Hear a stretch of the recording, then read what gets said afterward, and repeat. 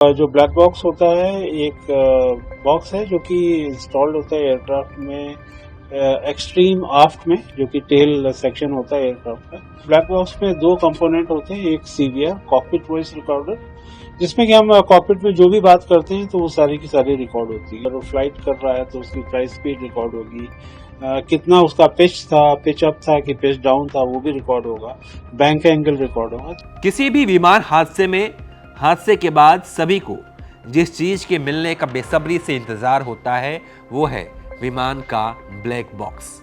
अहमदाबाद में हुए खौफनाक विमान हादसे में 28 घंटे बाद ही सही, लेकिन विमान का ब्लैक बॉक्स मिल गया है। ये तभी की तस्वीरें हैं जब विमान का ब्लैक बॉक्स मेडिकल कॉलेज की छत पर मिला।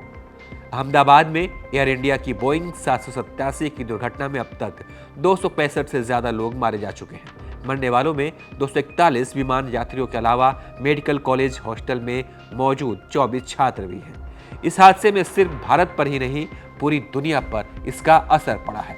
दुनिया भर के एक्सपर्ट इस दुर्घटना के कारणों की तलाश कर रहे हैं। किसी भी विमान हादसे की वजह जानने में ब्लैक बॉक्स कितना मददगार होता है, इससे हादसा कैसे हुआ इसकी वजह पता चलती है, ये प्लेन में किस जगह होता है, इन तमाम सवालों की सटीक जवाब एविएशन एक्सपर्ट से ही जानने और समझने की हम कोशिश करते हैं। जो ब्लैक बॉक्स होता है एक बॉक्स है जो कि इंस्टॉल्ड होता है एयरक्राफ्ट में एक्सट्रीम आफ्ट में, जो कि टेल सेक्शन होता है एयरक्राफ्ट का। वहाँ पे इसलिए उसको इंस्टॉल किया जाता है ताकि अगर एयरक्राफ्ट क्रैश हो तो वो लीस्ट डैमेज लोकेशन होगी, और वो इतना स्ट्रॉन्ग बनाया जाता है कि वो it can withstand N explosion also. एक तो उसकी ऐसी जगह चुनी जाती है कि हादसे के बाद भी ये महफूज रह सके। उसके निर्माण में ऐसे मटेरियल का इस्तेमाल होता है जो उसकी सुरक्षा कर सके। अब जानिए कि ब्लैक बॉक्स कैसे काम करता है, उसमें दरअसल होता क्या है। ब्लैक बॉक्स में दो कंपोनेंट होते हैं, एक सीवीआर कॉकपिट वॉइस रिकॉर्डर, जिसमें कि हम कॉकपिट में जो भी बात करते हैं तो वो सारी की सारी रिकॉर्ड होती है, और दूसरा कंपोनेंट होता है उसका DFDR, जिसको बोलते हैं digital data flight data recorder. और उसमें बेसिकली एयरक्राफ्ट के इंजन के और एयरक्राफ्ट के सारे पैरामीटर्स रिकॉर्ड होते हैं। उसमें अगर इंजन के कोई पैरामीटर्स हैं, फ्यूल के हैं, सिस्टम्स के हैं, वो सारे पैरामीटर्स रिकॉर्ड होंगे। और जैसे एयरक्राफ्ट अगर ग्राउंड पे है तो उसकी ग्राउंड स्पीड भी रिकॉर्ड होगी, अगर वो फ्लाइट कर रहा है तो उसकी फ्लाइट स्पीड रिकॉर्ड होगी, कितना उसका पिच था, पिच अप था कि पिच डाउन था, वो भी रिकॉर्ड होगा, बैंक एंगल रिकॉर्ड होगा। तो ये सारे पैरामीटर्स रिकॉर्ड होते हैं। मोटा मोटा समझे तो ब्लैक बॉक्स का दो हिस्सा होता है। सीवीआर यानी कि कॉकपिट वॉइस रिकॉर्डर, जिसमें कॉकपिट के अंदर हुई बातचीत रिकॉर्ड होती है। ATC से पायलट की हुई बातचीत भी इसमें शामिल है।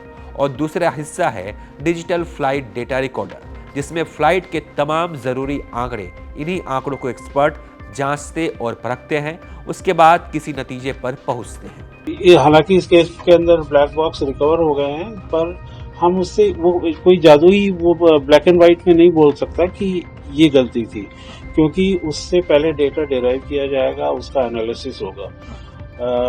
वो सिर्फ हमें डेटा प्रोवाइड करता है, फिर इन्वेस्टिगेटिव एजेंसीज होती हैं, उस डेटा को स्टडी करती हैं, एनालाइज करती हैं, and then they will come to some conclusion कि एक्चुअली में क्या हुआ हो सकता है।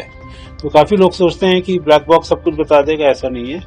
वो हमें सिर्फ डेटा प्रोवाइड करता है, डेटा ये सारी जांच एजेंसियां उसको एनालाइज करती हैं, फिर रिजल्ट पे आती है। ब्लैक बॉक्स मिलने के बाद इसके डेटा को एनालिसिस किया जाएगा और ये पता लगाया जाएगा कि हादसे की वजह क्या थी। दुनिया के किसी भी कोने में जब कोई विमान हादसा होता है तो एक खास स्टैंडर्ड ऑपरेटिंग प्रोसीजर का पालन किया जाता है। अहमदाबाद विमान हादसे में उन देशों की संस्थाएं जांच करेगी जो किसी न किसी तरीके से इस तरीके के हादसे से जुड़ी हुई है। बहरहाल इस पूरी रिपोर्ट पर आप क्या सोचते हैं, आपकी क्या राय है, कमेंट करके बताइए और देखते रहिए आप ABP लाइव।